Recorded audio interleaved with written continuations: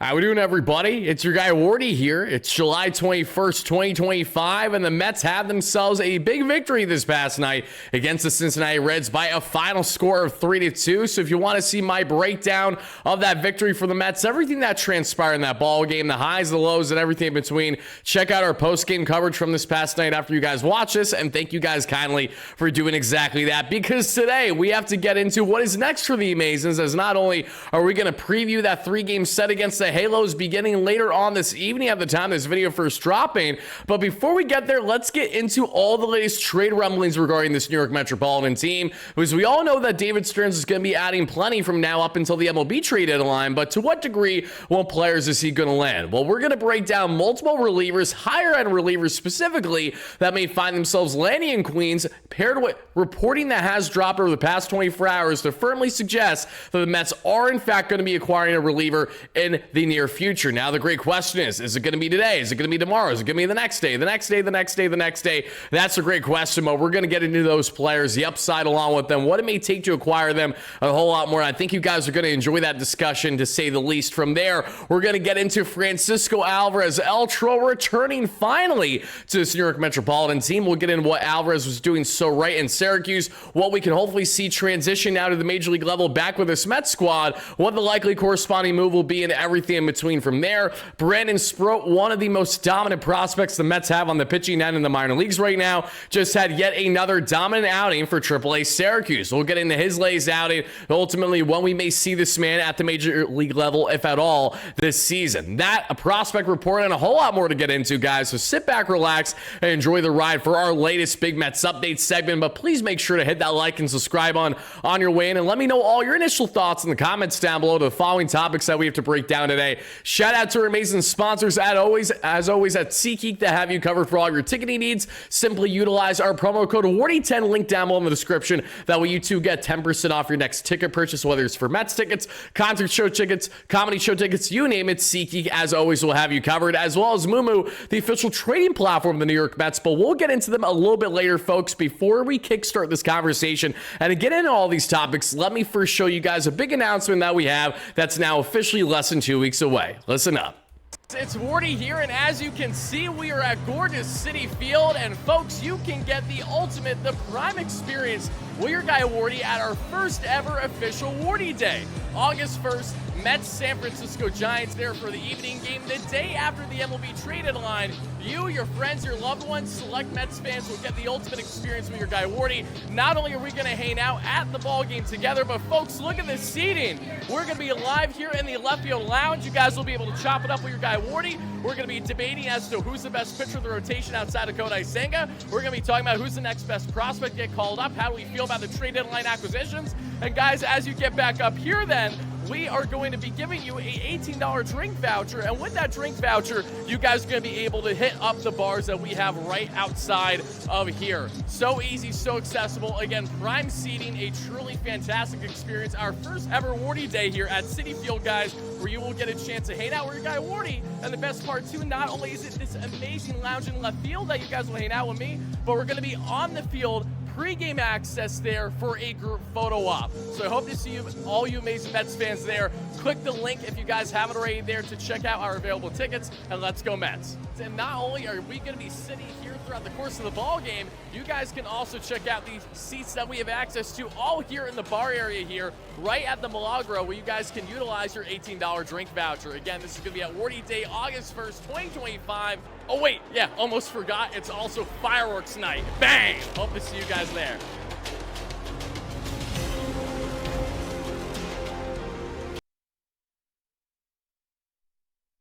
Seconds ago, everybody. Again, if you guys didn't hear about Wardy Day already, you have heard now. Make sure to check it out. Tickets available, pinned in the comment down below. Less than 2 weeks away, and we have less than 10 tickets now still available for anyone that has interest. You're going to hang out with your guy Wardy. We're going to be doing a post-game show live in that exclusive left field lounge. It's a fireworks night. It's the day after the MLB trade deadline. It doesn't get any better than that. Cannot wait to see all you amazing Mets fans there for our first of many events that we'll be doing at Citi Field there, not just this season, but in the years going forward. Very grateful for them, to say the least. But all right, guys, let's hop into this, and let's first get into the discussion on the reliever front and talk about the potential trade regarding this Metropolitan team and their bullpen. Because as we know, multiple reports have come out over the past 2 weeks to suggest that we know David Stearns is not only active in the reliever front, but he's most certainly going to add there probably greater than any other area from now up until the MLB trade deadline. And just 48 to 72 hours ago, we dropped a video on the platform stating the following report. Mets talking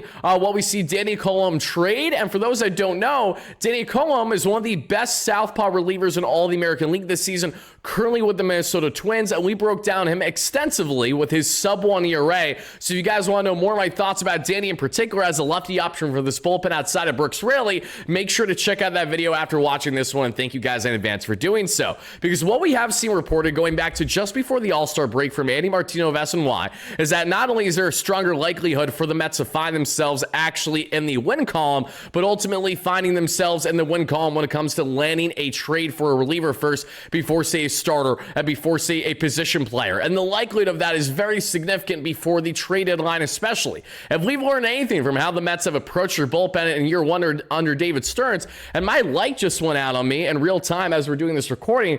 Let me see if I can pop it back up. I think we're good there. So if that goes out again, we'll just continue to roll with the punches here. But knowing that David Stearns landed guys like Phil Maton and Ryan Stanek prior to the MLB trade deadline last season has me believing that not only are the Mets going to continue to be active on that front, but they may very well add in that area before the deadline itself. And should they do that, there are absolutely an abundance of options for the Mets to consider and choose from right now. And as John Heyman broke down in a New York Post Sports exclusive that we saw this past day that I will have linked down below in the description for you guys to check out his latest article, he was breaking down how the Mets are in dire need to add this bullpen. And again, doesn't take a rocket scientist to figure that out. However, it might take a rocket scientist to figure out what exactly is the perfect reliever for this Mets team at minimum one, if not multiple, to acquire from now up until the deadline. And while we've broken down at great length, not only guys like Danny Coulombe that I just mentioned, as well as in the past, Aroldis Chapman before the Red Sox started to get more on their heater, as well as guys like Garrett Clevenger, who could still be had from the Tampa Bay Rays, even if they find themselves in postseason play in the end, they're still probably going to be sellers to a degree by this year's deadline. But outside of those pitching options, let's get into the top echelon options. Let's get into guys that are available at this year's trade deadline, and they may take a bit of a king's ransom in land, but there's good reason for doing so, and Edwin Diaz is in dire need of that true setup man. Well, Jose Butto still looking good in his rehab as he pitched himself a 1-2-3 inning for Syracuse, topping out 97 on the gun this past day, so I'm happy about that. But let's be frank, how many of us do we really want to see Jose Butto utilize in high leverage situations consistently, let alone there in the 8th spot to set up Edwin Diaz? I think we can all agree we want something more consistent and something far more dominant in that position. So let's get into the following pitchers, and let's begin here with Emmanuel Clase, because Emmanuel Clase has had a lot of rumblings between himself and the Mets that we've seen transpire over the past, I'd say north of a week now, and this all goes in hand with reporting that's more speculative reporting than anything else, and that's why I really haven't went out of my way to expand on it too much. I've seen some of my friends in the Mets community expand on this as well, as if it's more of a certainty to happen. I wouldn't go with those lengths whatsoever, but I think it's still worthy of the discussion as of now, because we don't know what the Guardians are going to do when it comes to Emmanuel Clase, and there is a reality that the Mets could find themselves in the win column to actually acquire said player. So if the Mets do land Emmanuel Clase via trade, was it going to take to land, and what exactly are you getting there in the young, oh so dominant right-hander there that we know for the Guardians? So give me 1 second, everybody, as we try to get this all set up and sized perfectly for you guys, because beforehand it was a little too zoomed in, at least for my liking. You guys couldn't even see the highlights for a second. So let's go ahead and fix this, and I think we're at least in a little bit better standing there. All right, I like that better. Now, Clase is one of the best relievers in all Major League Baseball. He's currently on a 5-year, $20 million contract with a 2027 club option, as we know. 44 games, 44 innings pitched, and this light continues to go out on me. What is the deal with you? I don't understand. Is it just my kind of night? It just isn't going to go in my favor? You're flickering, kind of being a schmuck. Let me see if I can go ahead and fix this a little bit more live in real time here. This is as warty as it gets with the lights just flickering on and off. I think we're good now. As we continue on, though, Clase, 44 games, 44 innings, a sub-3 ERA. There's one fly around me that won't leave me alone, so apologies if you see him hit the camera at some point. A sub-3 expected ERA, a 2.34 FIP, just over 3 SI ERA, just over 1 WHIP, and a 9K per 9 to right around 2 walks per 9. A very rock-solid K to walk ratio, but why would the Mets go out of their way to trade for Emmanuel Emmanuel Clase? Well, a couple of things stand out. One, it's that club control. Knowing that you have a 2027 and actually a 2028 club option for Emmanuel Clase, so you're in full control of that 5-year deal where he's right around $4 million of average annual value. Again, very reasonable on the dollars as well for this Mets team. Then you get into why would the Guardians even consider trading someone like Clase? And that's a simple fact of maximizing his trade value. Now, knowing that the Guardians churn out great pitching, like, again, it's another day on the block. They do it so consistently. They're one of the more analytically involved organizations, especially smaller market organization. They're going to get the best out of the pitching. They're going to constantly develop great arms. And Clase, even what would be a massive loss for the Guardians immediately, is something that they would be able to stomach the same way that they've been able to stomach losing a lot of top players over the years, because they're never going to spend the big bucks to keep them long term, with the exception of a man who took a big hometown discount and say J-Rim, Jose Ramirez, at the hot corner there. But Clase, to say he would be a prime setup man option for this Mets team is an understatement. I think we can all agree that Emmanuel Clase is one of the best options for this Mets team to consider in particular. And when we expand on Clase's game a bit more, and mind you, this goes in hand with Jim Bowden's reporting of the Athletics saying how, basically the Mets are a prime fit for Emmanuel Clase. And that's pretty much a prediction of his. While I respect that prediction, I'm also here to say that there are a lot of other players that the Mets could find themselves landing on the reliever market. And if it isn't going to be someone like Emmanuel Clase, there are a lot of other guys to choose from. But just look at the numbers here right now, guys. They're nasty. He's in the 68th percentile in pitching run value, 69th in fastball run value, 66th in breaking run value, 91st in expected ERA, 69th in expected batting average, almost right around at least 95th percentile in fastball velocity, sitting 98. So him and Edwin, a 1-2 punch, would be disastrously good when you look at the velocity. Average exit velocity 76, 84th in chase percentage, 93rd in whip percentage, a lot of whiffs, which is what you love to see.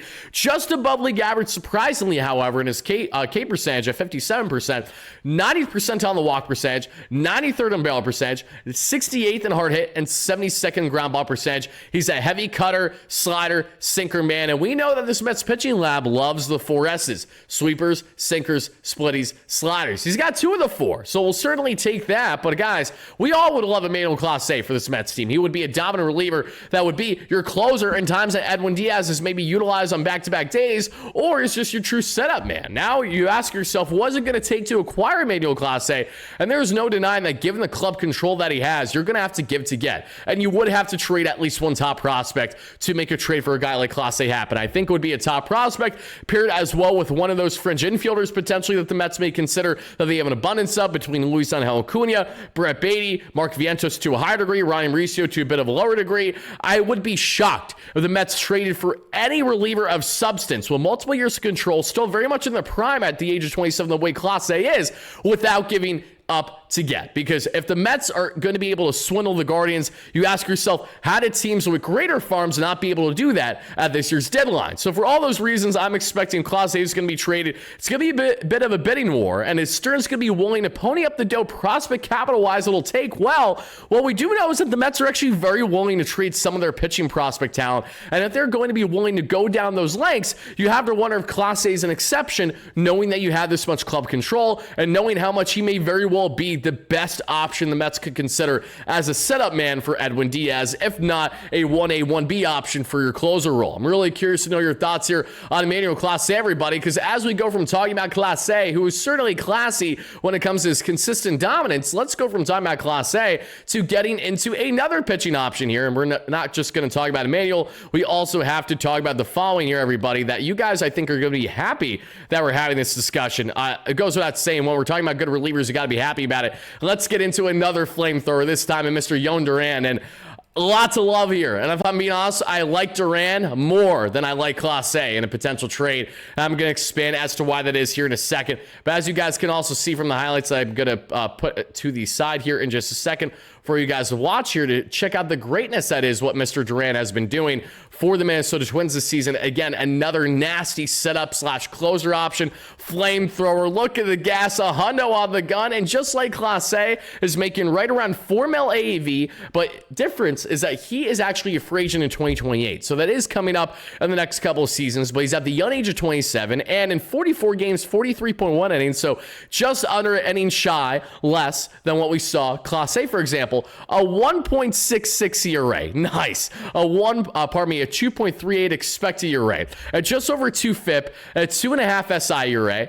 1.13 WHIP, and roughly 50 strikeouts, a 10 K to walk ratio to a 3.5 walks per 9. So again, don't love the K to walk ratios maybe much as I did Class A, but it's about the same at the same time, so you really can't nitpick it. Duran is a flamethrower, and Buddy is as dominant as any. Not only are the highlights nasty that you guys are seeing right there as I'm exemplifying those breaking and off-speed pitches aren't fair. To have that in your back pocket after you go in 99-100 like it's nothing, granted that was a bad strike call in the highlights you just saw against the Pirates. Needless to say, though, Duran is as good as they get, and the Twins are likely going to be at least soft sellers by this year's deadline. And we know the Mets have already reached out to the Twins in regards to Danny Colomé, who's one of the best left-field relievers in all Major League Baseball, not just the American League. So if the Mets are going to go ahead and do that, then they're at minimum talking to find out the prices here of Duran, as well as another reliever we're going to get into in a second. As John Heyman reported in his article this past day,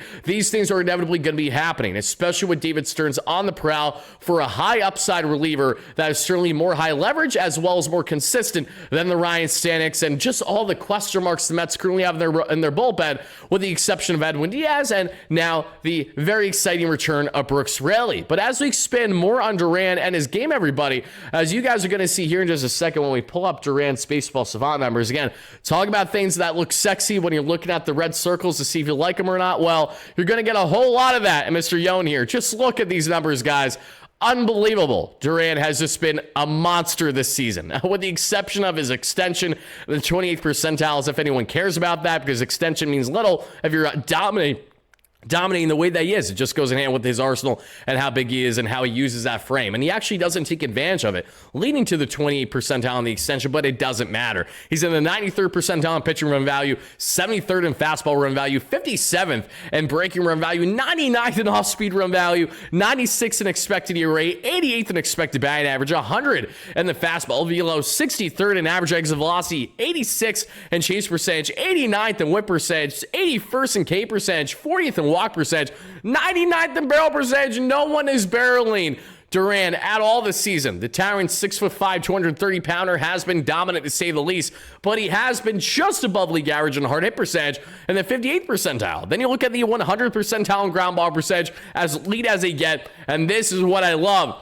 Heavy splitter usage, 37% of the time this year, sitting 98 on the gun. That's why he's in the 100th percentile in fastball velocity, because Buddy averages 100 on the heater. He's averaging literally 100, which is 5 miles per hour higher than the average fastball in baseball right now. He throws that 34% of the time. Then you got the curveball in the back pocket, 21% of the time, 87 miles per hour, and the sweeper just for fun at 87 that he throws 8% of the time as well. Guys, Duran, like Clase, is going to cost you, obviously, a good chunk to land, but it's for great reason, because he's 27, multiple years of control. If David Stearns is going to go out of his way to give up prospect capital, these are the kind of guys that are worthy of it, because these are guys that can potentially be the future closers for this Mets team beyond Edwin Diaz as well. I know Mets fans maybe don't love hearing that, but let's not forget, Edwin is already multiple years into his new contract, and unless Diaz opts out of that deal and hits the free agent market again this offseason, and even then, I wouldn't say it's a guarantee the Mets bring Edwin back, because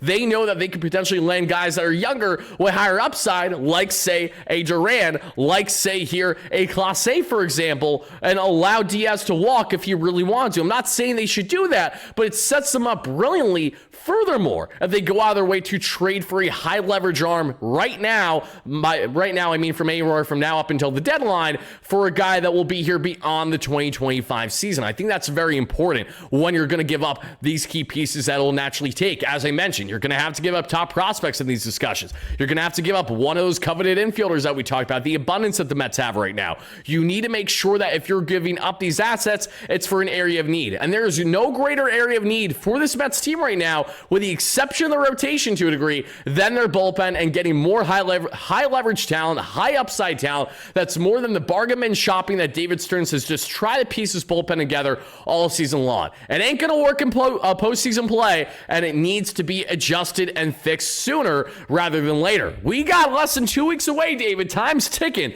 It's time for your butt to go out there and make some big splashes is what I have to say about that. But last but not least, everybody, we're not just talking about Mr. Duran as well as Emmanuel Clase. Let's talk about Duran's teammate here. And no, it's not Danny Coulomb, because we just spoke about him the other day. Let's talk about one of the sneakiest relievers in Major League Baseball. Guys, you need to focus on more than just the ERA with this guy. I promise you it'll be worth your while. Let's talk about Griffin Jax. This guy's nasty. I'll be frank, I did not watch a lot of Griffin Jax up until I started doing more of my homework on him this past week, and he's nasty. Like, he is as good as any in baseball. And he has a just under 4 ERA, but a 2.99 expected ERA, a 1.88 FIP, a 1.77 SI ERA. Guy is nasty. 1.2 whip, 68 strikeouts, over 14 strikeouts per 9 to a just over 2 walks per 9. When you think of utterly dominant pitchers, Griffin Jax is one of the first that comes to mind, because how can this man not? What he has done this season has been insane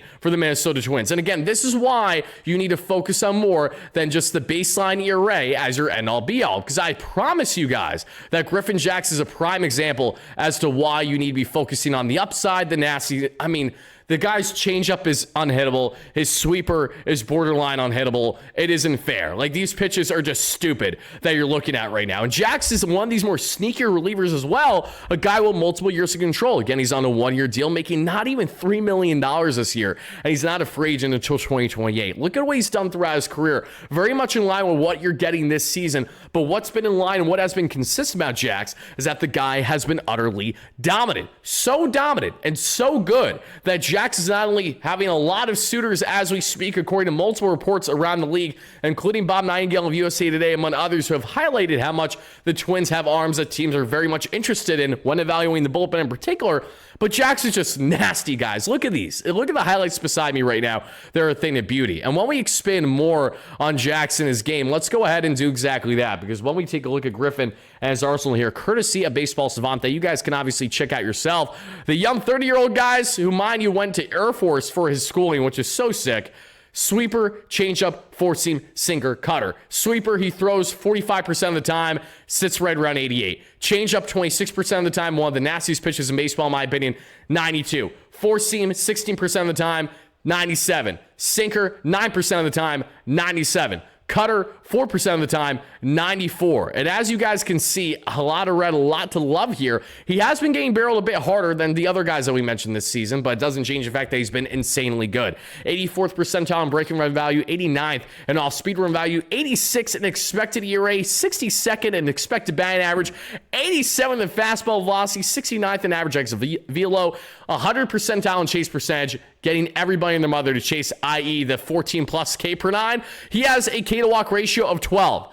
I've yet to find a reliever that I've talked about as a traded line option for the Mets so far this year that has a better K to walk ratio than that. He's insane. Whip percentage, 99 percentile. K percentage, 98 percentile. Step right up and get your ass struck out, pardon my French, by Griffin Jax. 85th percentile in walk percentage, well below league average in barrel percentage and hard hit percentage, because while it hasn't happened often, when it has happened, Buddy gets absolutely torched. He gets tanked is what happens. 68th percentile in ground ball percentage, and when we actually take a look at Jax and his Fangraphs numbers, he's only given up a home run of .87 this season. Year prior, .51. Year before that, .69. Year before that, .87. He has been dominant for what's looking at 4 consecutive seasons. Pretty much since that rookie year, he has been as good as any reliever, if not better than most in Major League Baseball, guys. So Griffin Jax, I definitely want to know your thoughts about him in the comments down below. He is for certain one of my favorite reliever options for the Mets. Jax is going to cost you less than Duran, less than Clase, and for those reasons, I think you can make the rightful argument that he might be the most realistic option of a high-end reliever for the Mets to land should they go ahead and do so. Are you still going to have to give it to get in the case of Jax? Absolutely, but he should not be as costly as the other two that I mentioned, because he is not known for that patented fastball that's touching 100 as much. Again, touching 97. He's nasty, don't get me wrong, but I think Jax with that inflated ERA based on bad defensive luck behind him, which really are things out of his control, when you look at more of these metrics, they do tell you that Jax is a dog, and there's a possibility that Griffin could fall in the Mets' lap should more teams be more focused on giving up a Kane's ransom for the Clases and the Durans of the world. So if you guys are in favor of Griffin Jax via trade, let me know, what do you think it will take to acquire someone like him versus the others?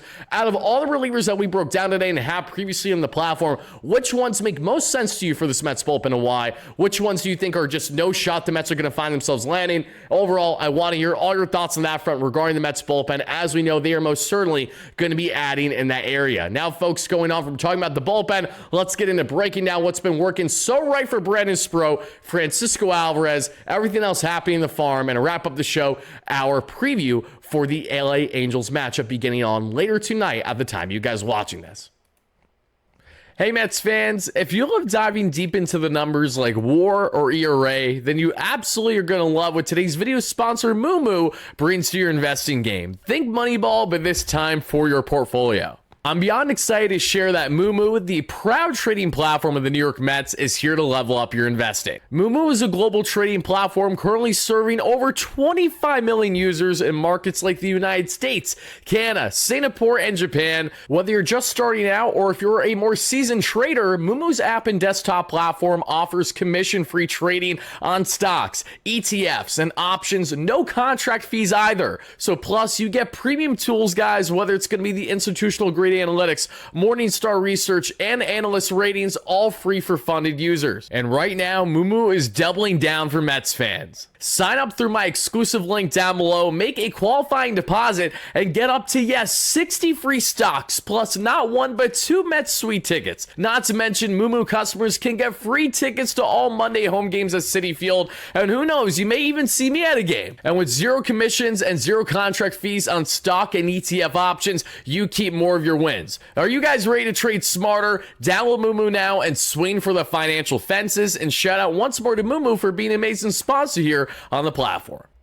All right, folks, as we hop right back into this, and thank you guys for hearing from our great friends at Moo once more there, let's get into this and let's actually break down Francisco Alvarez just a little bit more, because in case you guys watch your post-game coverage from this past night, then you saw live in real time. I was like 40 minutes into the post-game coverage, and then bam, Mike Puma of the New York Post breaks the news that Francisco Alvarez is getting the call back to this Mets team. So without further ado, let's expand a little bit more as to why this is such an important call-up for the Mets right now, and here's why. Because as we all expected, Alvarez got the call not long after the All-Star break. Many of us thought it was going to happen as soon as the break ended, the way that we saw Brooks really activated, but leave it to the Mets to leave Alvarez in the minors for 2 or 3 more games in which he hits at least 2 more home runs since the All-Star break ended. Just to give you guys an idea of how locked in Francisco Alvarez is at the plate, at least in the minors, he casually has 11 home runs in 16 games since being sent down. I mean, you could not have done anything more than what Francisco Alvarez did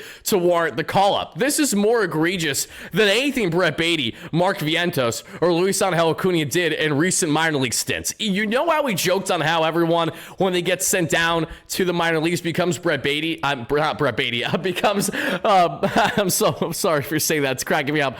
Becomes Barry Bonds. And I said Brett Beatty because I jokingly labeled Beatty as Brett Bonds Beatty anytime he does something of significance offensively. The way he hit a home run in that series against the Reds here this past couple days. But the point is that Alvarez is just a man possessed with the bat right now. And not only has he made the proper swing adjustments that we all see, more back to his old swing in 2023, more for the power, more for pulling the baseball. You're not just slap hitting the opposite field the way that he was doing all in the first half, coming back from his hamate bone injury. And you could clearly tell that whatever hitting approach that he worked on in the offseason there in the hitting lab in Atlanta that JD Martinez recommended, that paired with whatever the hell Eric Chavez and Jeremy Barnes were trying to put in his ear, clearly was not working, right? Alvarez is a power hitter through and through.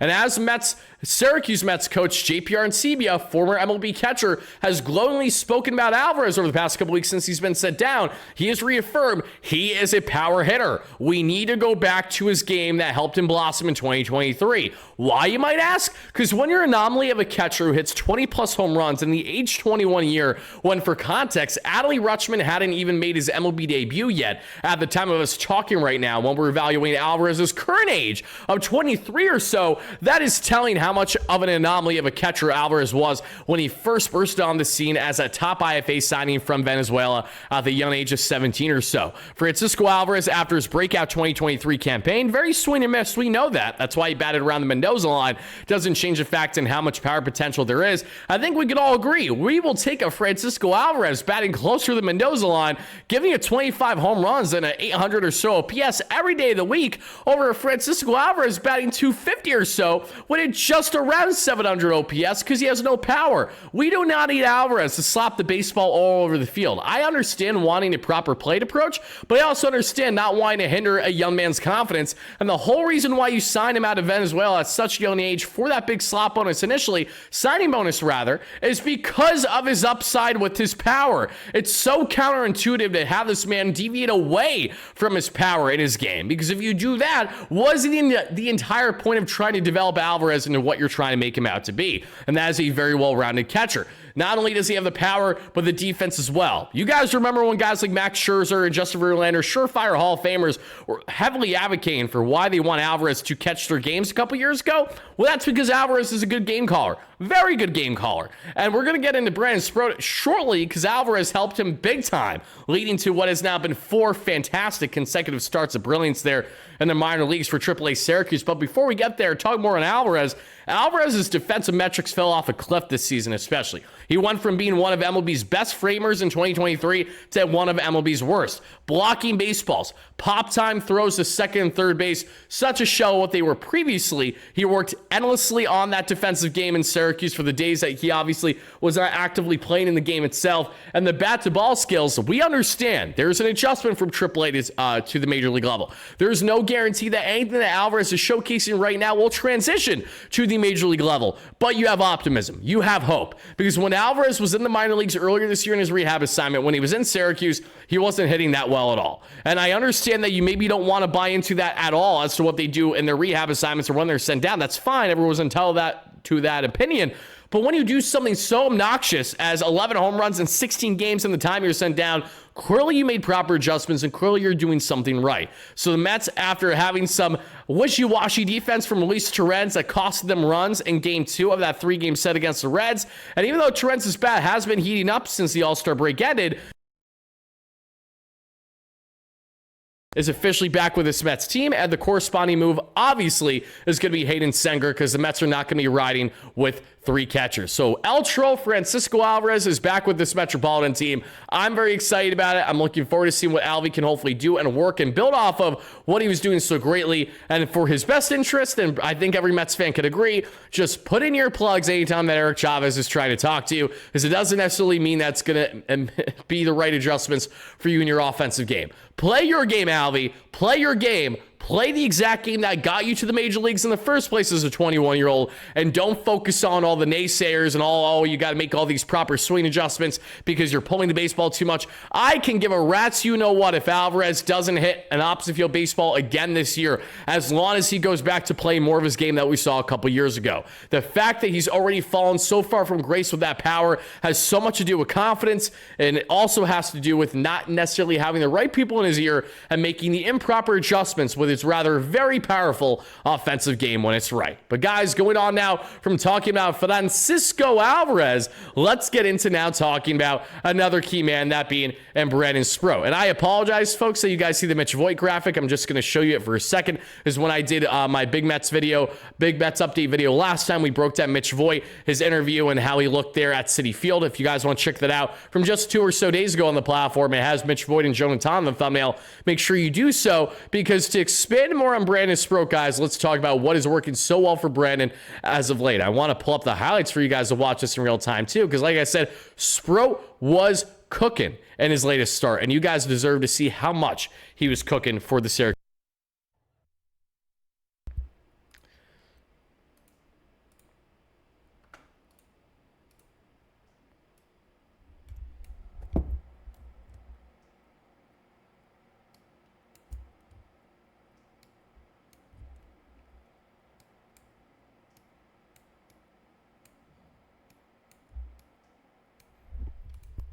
Alrighty, folks, let's take a gander. Let's take a look at what Brandon was doing so right in this start. As you guys can see, 5 innings, 65 pitches, 0 earned runs. He did allow 1 unearned run, but 0 earned runs.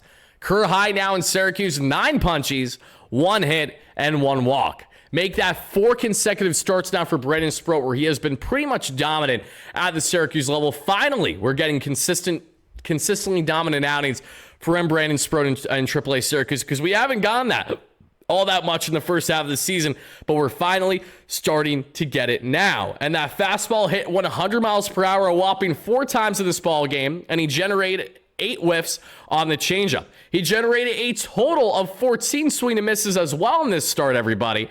And this is the 4th consecutive start now where Brandon Sproat did not allow an earned run. And the commonality in all these games is that Francisco Alvarez was an impact. Now, Alvy did not actually catch this game because he was in DH, but Alvarez hit a home run in that game for the Syracuse Mets, funny enough. All the other starts, though, for the most part, Sproat was caught by Alvarez, and they were clearly feeding off of each other greatly and having a lot of immediate success. So I think when I look at Brandon Sproat, who has now really found himself in a groove at the AAA level, this is a guy that feels like he should be next man up or close to, right? We talked about that with Brandon Sproat. We talked about that with Noah McLean. We've talked about that with Jhoan. But like, push comes to shove, at some point, one of these guys has to be considered more than what they've currently been considered. And when you look at the Mets' immediate needs at the deadline, yes, they would like to add to this rotation for sure. But are you going to give the kids any opportunity to try to succeed this year? Is David Stearns going to at all pull the Milwaukee Brewers' David Stearns, or maybe he considers a top pitching prospect to be in the Mets bullpen at some point to see what he can impact? Maybe he starts in the pen and works his way to the rotation, or he just stays in the pen for this year heading into postseason play. Like, these are things you ponder. He did it with Corbin Burns. Why not do it with a Brandon Sproat? Because remember, this time last year we were talking about how maybe Brandon Sproat could actually be considered in the Mets bullpen for a playoff run should they wish to do so. That did not happen, obviously, as Sproat was underwhelming once he got moved up to AAA last season. But the guy's nasty. The stuff is clearly there. Between himself, Jhoan, and Noah McLean, I feel like we're just fooling ourselves and wasting away great talent before considering at the major league level. And I'm not saying that these guys are going to come up to the bigs and just dominate right away, but you might as well give at least somewhat of a leash to guys that have such high upside, especially if you're at all going to consider some of these guys in trade talks. And newsflash, David Stearns already has. Whether you guys like it or not, these players have already been brought up in trade discussions. Now, obviously, Stearns does not want to trade any of his heralded pitching prospects, but because the Mets have a bit of an abundance in that regard right now, there is a reality that they go ahead and do it. If they are going to trade away one of these arms, damn, it would be nice if we saw at least a little bit, a sliver of them at the major league level. Guys, let me know your thoughts on Brandon Sproat, on how dominant he continues to look.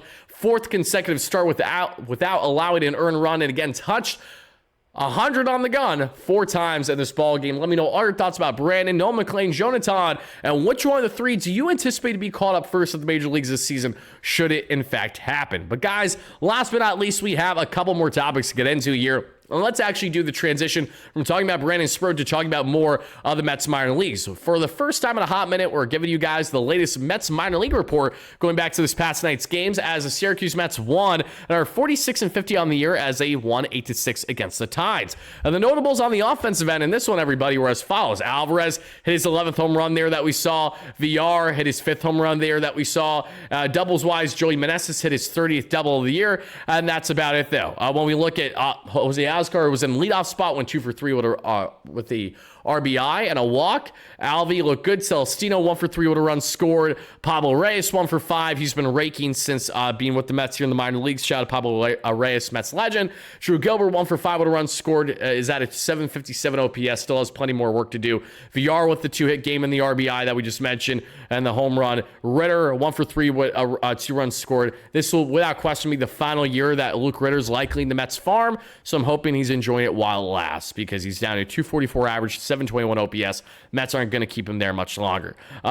Let's see. Hernandez there at shortstop, 2 RBIs, 316 average, 814 OPS. And that about does it. O'Neill at catcher, 286 average, 804 OPS. Not complaining about that, and an RBI. Dominic Hamill as a reliever to spot start this one. 1 scoreless inning. Jonathan Pintaro won 3 innings, allowed 2 earned runs, so he's still trying to get adjusted. Remember when the Mets called up Pintaro? Yeah, I do. Jose Budo won 1 shutty. Colin Poche, batting practice. Mets are not going to call him up to soft tossing southpaw anytime soon. 4 earned runs in the inning. Justin Garza, who the Mets had, some good outings out of and some bad outings out of. The former San Francisco Giant had a scoreless inning here. We see Fernandez, 1 scoreless inning, and Orlana, who I love, a scoreless inning, but he's still getting adjusted there at the minor league level, specifically in AAA. play because he's skyrocketing the farm this year. But going on now from what worked in Syracuse, let's talk about what certainly worked there for the Rummel Ponies. As the Rummel Ponies, who are a whopping 59-29 this season, insane, win 12-9 over the Fisher Cats. And it makes sense when you look at how star-studded this team is. Jacob Reimer with his 4th home run there for the Rummel Ponies. LaRusso with his 5th. Schwartz with his 5th as well, guys. Smith in leadoff, 2 for 5 on a run scored in right field. 275 average. Carson Bench, love Carson Bench, guys. He's hitting even better than what he was with Brooklyn this year. He's so good. What a great first-round pick from OSU. Shout out David Sturz. That was a really good pick. I can't. Bench is so good, guys. Bench could impact the Mets as soon as sometime next year. That's not an exaggeration. 2 for 4, 2 runs scored, the RBI, 345 average and over 1,000 OPS. Ryan Clifford 0 for 224 average, just under 800 OPS. Jacob Reimer, 257 average, 840 OPS. LaRusso, 256 average, not a lot on the OPS. Parada, up to 255 average, 763 OPS. When Kevin Parada could not hit a beach ball for the first 2 months of the minor leagues this year, this is impressive. Parada's really found his swing the past 2 months. 2 for 4, 3 runs scored, 2 RBIs. Billy Big Bucks draft pick, if you know, you know. 3 for 5 is what I meant to actually say with 3 RBIs, guys. I was referencing LaRusso's numbers there a second ago. Really good. Schwartz hasn't hit a lick so far this year. Lugo, Wyatt Young, solid, but that's it on the pitching end there. Jack Weniger went 4.2 innings of 2-run, 1 earned run baseball. 2 walks, 2 strikeouts, 2.96 ERA. Shook went 1 shutty, 2.8 ERA. Felipe De La Cruz is unfortunately back to being batting practice.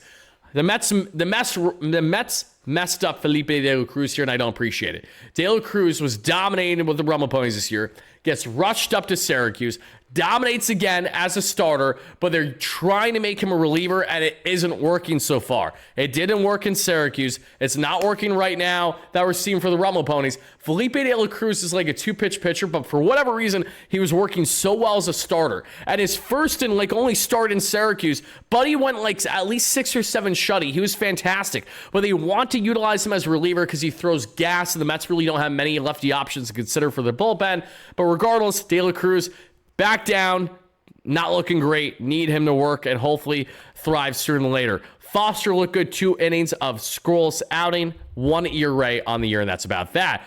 Get to the Brooklyn Cyclones. My buddy, Jhoan, I have a family friend, a really good close friend of mine who's currently in the Carolinas for a nice little vacay trip, and he was seeing the Spartanburgers lose to the Cyclones by a whopping score of 13-3. He's a Phillies fan, so he had to eat it, but he just said, wow, the Cyclones are really good. I'm like, I know. They've been so good this year, regardless on who's been called up then to the Rummel Ponies. It's next man up mentality. They've been thriving. And among those guys thriving, we have Scheffler Jr., 2 home runs in this one. The key home run standout for Scheffler Jr. is batting 9th and right field with 3 RBIs. Marco Vargas, 1 for 5 with a run scored. Eli Serrano, 1 for 4 with 2 runs scored and a couple walks. Mr. AJ Ewing, who we love, 1 for 3 with a run scored and 2 RBIs. Speed demon, Mr. Ewing, 291 average, 802 OPS. Boston Barrows finally starting to pick some offense up, but he's had such an underwhelming season, unfortunately. 2 for 4 with a run scored, 2 RBIs, 214 average, sub 600 OPS. Colin Houck has yet to really find his swing since being moved up from St. Lucie to Brooklyn. As we see, 1 for 4 game with 2 runs scored, but batting a .169 with a 489 OPS, not ideal. Hernandez at first base, 3 for 5 with 3 RBIs. Not a whole lot to love otherwise. And that's about it. On the pitching now, we see Mr. Nate Dome go 2 shutty, down to a 2.87 ERA. And the pitching, for the most part, was nails after the fact. A lot of good pitching by the Mets in this one. So, guys, last but not least, let's get on to the Port St. Lucie Mets, as unfortunately they could not keep the winning ways going the way everyone else was, as they dropped this one to the Cardinals 3-2 and still have a 49-39 record. When was the last time the St. Louis Mets had 10 games above 500? Feels like it hasn't happened in my lifetime because they're usually not good. Now everyone in the farm is good, which I love to see. And some of the notables I see in this one, everybody, are as follows. Let's see. Perozzo there at catcher had himself 2 RBIs, 258 average, 750 OPS, not bad. Willett there at DH, 1 for 2 with a run scored, 856 OPS. Salves there at first base, 1 for 4 with 266 average, just under 800 OPS, and that's pretty much all she wrote. Simone Jhoan and Wally Fanas, IFA signings from a couple years ago, both are batting right around the Mendoza line. A lot more work to do. And pitching-wise, not really too much that I feel like I got to go out of my way to highlight. except, Franklin Gomez, the southpaw, looked really, really good that we saw from Mr. Gomez. And this one, he won 4 innings of 3-hit, 0 earned run baseball, 2 ERA thus far for Port St. Lucie. So guys, last but not least, before we get out of here, let's do a rapid fire of a breakdown for this Halo series that obviously is going to be starting in just mere hours, or it has already started and happened by the time you're watching this, depending on who you're talking to. But the Halos just took some big games in Philly and helped the Mets now get to just a half game out of first place. And the Mets can potentially get into first place if they can secure this series victory against the Angels. The Angels have been up, if I'm not mistaken, around 37-33 or their past 70 games. So they've been just above 500. They've been basically a 500 ball club all year. And now that Ron Washington is unfortunately not returning anytime soon due to health issues, I'm certainly sending prayers his way, and I wish Ron and his entire family the absolute best. But the Angels are trying to rally for him. And Tyler Anderson, who very well could be traded by this year's deadline, was 4.3 ERA, is showing the rubber against Kodai Senga with his 1.39 ERA in game 1. So as long as Senga can do what he's supposed to, and this offense can just be relatively competent, I'm expecting that to be a good game 1. Game 2, Frankie Montas with his 5 ERA facing Kyle Hendricks with his just under 5 ERA. Hendricks is a soft tossing right-hander the Mets have done well against in the past. And when I look at guys who have done well against Hendricks in particular, I'm looking at guys, especially in Alonso. Alonso's done very well against him. Almost a 300 average and a roughly 1,300 OPS. McNeil's raked against him as well with a 400 average, 1,300 OPS. Soto's done well with the average, but not with the power, funny enough. And Tyrone Taylor actually has good splits against Hendricks. Makes sense because he's a soft-tossing righty. So I'm looking for that game too. Frankie Montas, I need Frankie to lock in. I need him to step up against this Halos team. The Mets need this series, and they should secure it that night. Game 3, we don't know who's going to be starting for the Halos, but we have Jhoan, the Simone Southpaw on the mound, and that's always a great thing. Jhoan has been brilliant since returning from injury this year, a 2.45 ERA in the first 7 or so innings that he's pitched this season, 7.1 to be exact. We'll gladly take that. The Simone Southpaw, listen, if Mets pitching just does their thing, the Mets should win this series 2 out of 3 fairly comfortably. But knowing how the Mets have been Jekyll and Hyde in their production this year, especially against teams below 500, for those that don't know, the Mets have a below 500 record against teams below 500 this season. This is a big this is a big statement series for the Mets to go out and show out against a Halos team that's good, but isn't great and needs to get exposed for the flaws that they certainly have. So I'm hoping for a big series win, everybody, and we will be certainly covering that at great length this week. We'll be covering it every single game, post-game show after every single Halos game. We might have a watch party one of those days as well, so be on the lookout for that with our great friends in the Playback app. But folks, that's going to do it for our latest Metropolitan post-game show, Big Mets update segment. It's a long late night. I'm recording this at 1:30 a.m. Eastern, so this drops in the a.m. for you guys. Wardy's always grinding out here for each and every one of you. Hope you guys enjoyed the content. Hit that like and subscribe on your way out. And as always, no matter what, let's go Mets, baby. Peace out, folks. Have a great one.